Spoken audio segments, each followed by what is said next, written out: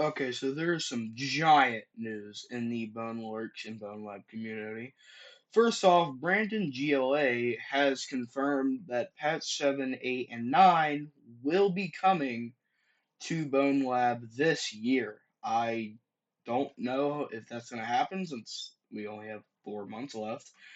And I and he also said Boneworks 1.7 or Boneworks Remastered, which is what I'm pretty sure most of us call it by now, is coming out this year.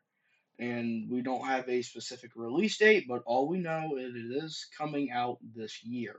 And this is the GIF or whatever you want to call it from his Twitter. I just recorded it from Mini Battle Ops video, so shout out to him. Anyway, that is the GIF, and let's get on some more news about Boneworks, 1.7. Okay, so the last time we got an update was 2020, and it was December 29th, 2020. Boneworks 1.6 come out. So that is around 5 years of no updates. Not five yet, but it's been four. So that's 4 years of no updates at all, and Bone Lab is starting to become the same. I mean, the last update was, oh my God, I said this so wrong. The last update was August 27th, 2024. That is almost like a year now, and it's starting to become a patch 3 situation where we had no updates for around, what, 2 years? And I'm starting to get worried for him, but not as well. He answered a lot of questions, and here's one of them. Polar said, "Wait, is Boneworks Remastered going to be a separate game we're going to have to pay for?" And he said, "No, it will be just Update 7, and he will leave that branch." Which I feel like is a W move from Brandon GLA, because then, well, JLA, my bad. It's just so if you're a nostalgia virgin that really, likes to see, just that you can come and look back at it if you don't like the Bone Lab movement. Like me, I hate the Bone Lab movement because I feel like you jump way too high. Yeah, it's also the thing with lab works and stuff like that. If you jump, you can just skip entire, like stages and stuff. And Mini Battle Lop said that in his most recent video. So if you want to see more in touch with like stuff like that, go watch his video. So if you wanted to change versions, you always can. It's a branch in Steam, but that's about it. It's also coming to standalone Quest for 1.7, and mods will be cross compatible.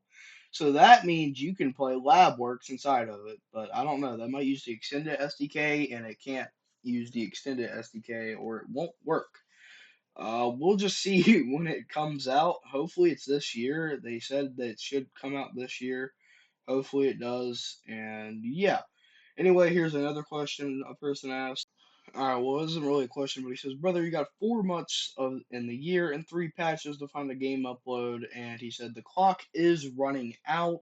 We're gonna try hard, a lot of work. We'll look at everything and announce soon. We're trying to make an awesome before shipping. That's unnegotiable.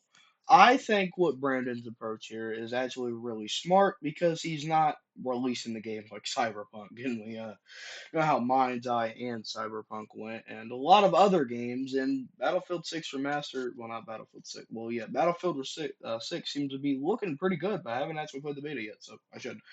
Anyway, what he did is a really smart business move. There's no negotiation. He's doing what he wants to. He's not going to release a game like Cyberpunk again because didn't that never goes well. Cyberpunk games are terrible.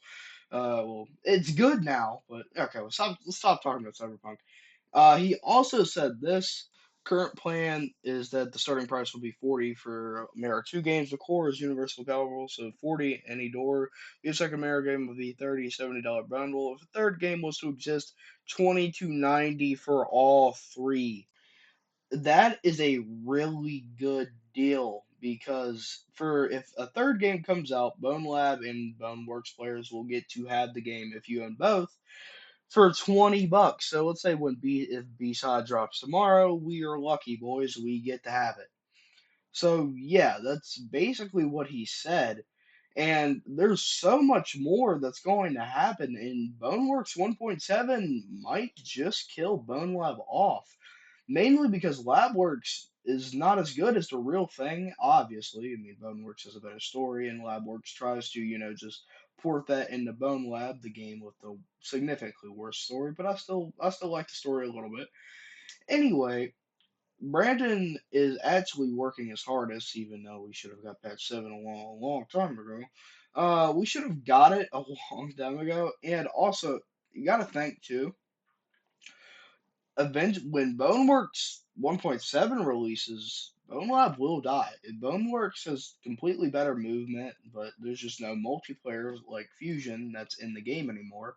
You do have retanglement, but that uses the Steam network and IP stuff, and you do need a PC for it, like Boneworks does, and a lot of this is hard. You can get Fusion with a phone, I will say that, but I have no idea how to do it, and it's a really complicated setup, and I would not recommend doing it unless you want a lot of avatars, like I do. I have 67 pages of avatars to go through anytime I want to get an avatar, so that's why my avatar is just this. Anyway, when I get on anymore, I'm probably just going to straight up hop on the Bone Lab, or not even Bone Lab, Boneworks, because Boneworks is just so much better. All right, so we need to get to something else now. What will happen if BoneLab dies? Will they delete it? Well, they probably won't delete it because of BoneLab Fusion, and also they made millions of dollars off of it. But what will they do? Anyway, that's it, and bye.